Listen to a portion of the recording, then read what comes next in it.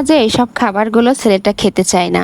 আর যখন খেতে চায় না তখন আমার ছেলেটাকে আমি অনেক রাগ করি, কান্না করে আর পানি দিয়ে ভাত খায়। ভিডিওটি শেয়ার করে অবশ্যই আমাদের পাশে থাকবেন একজন ব্লাড ক্যান্সার রোগীর চিকিৎসার জন্য।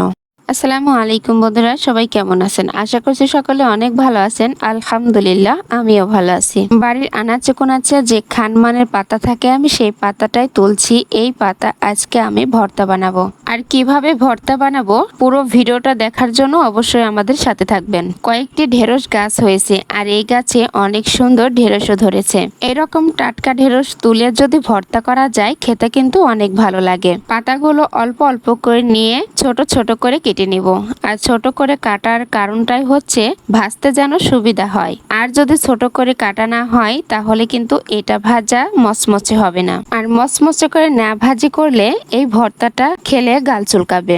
আর এই খানমানের পাতাগুলো শহরে কিন্তু বিক্রি হয়। শহরের মানুষগুলো এই পাতাগুলো কিনে খায়। আর গ্রামে বসবাস করলে এটা কিন্তু কিনতে হয় না, যেখানে সেখানে এই খানমানের গাছগুলো হয়ে থাকে। আর গ্রামে বসবাস করা একটাই সুবিধা, ঘরে যদি তরকারি নাও থাকে বাড়ির আশপাশ থেকে শাক সবজি তুলে কিন্তু চালানো যায়। হাজরা আব্বু যখন অসুস্থ হয় ঘরে বাজার না থাকলে বাড়ির আশপাশ থেকে কিংবা মাঠ থেকে শাক তুলে নিয়ে এসে, ভাদাল নিয়ে এসে, কলার মোচা নিয়ে এসে কয়েকটি ওক্ত চলাই দিই। মাঝে মাঝে এইসব খাবারগুলো ছেলেটা খেতে চায় না। আর যখন খেতে চায় না তখন আমার ছেলেটাকে আমি অনেক রাগ করি, কান্না করে আর পানি দিয়ে ভাত খায়। এইসব খাবার খেতে আমার বাচ্চাটার কষ্ট হয় আমি বুঝি, কিন্তু বুঝে কোনো লাভ নেই। স্বামীটা ব্লাড ক্যান্সার রোগী, তার চিকিৎসার খরচ, সংসারের খরচ, 3 বেলা খাবার জোগাড় করতে অনেক কষ্ট হয়ে যায়। বাচ্চাদের আবদার পূরণ কিভাবে করব?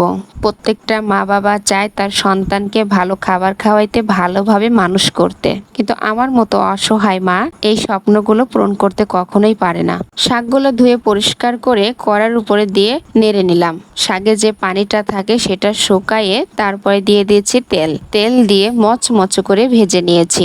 তারপরে দিয়ে দিয়েছি পেঁয়াজ, রসুন, কাঁচামরিচ। আর কাঁচামরিচটা একটু বেশি দিতে হবে, হালকা একটু ঝাল ঝাল হলে খেতে এত ভালো লাগবে জিহ্বায় জল আসার মতো। তারপরে দিয়ে দিয়েছি কালো জিরা।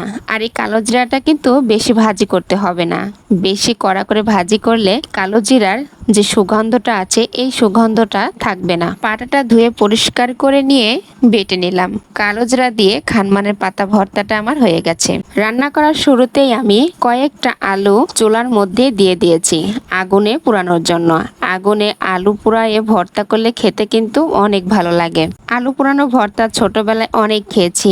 আমার মা আলু পোড়ায়ে ভর্তা বানাতো, খেতে ভীষণ ভালো লাগতো। ছোটবেলায় কিছু স্মৃতি আছে যা কোনোদিনও ভোলা যায় না। আমার মতো চুলায় আলু পোড়ানো ভর্তাটা কারা খেয়েছেন কমেন্টে বলবেন। পেজটি ফলো দিয়ে ভিডিওটি শেয়ার করে অবশ্যই আমাদের পাশে থাকবেন একজন ব্লাড ক্যান্সার রোগীর চিকিৎসার জন্য।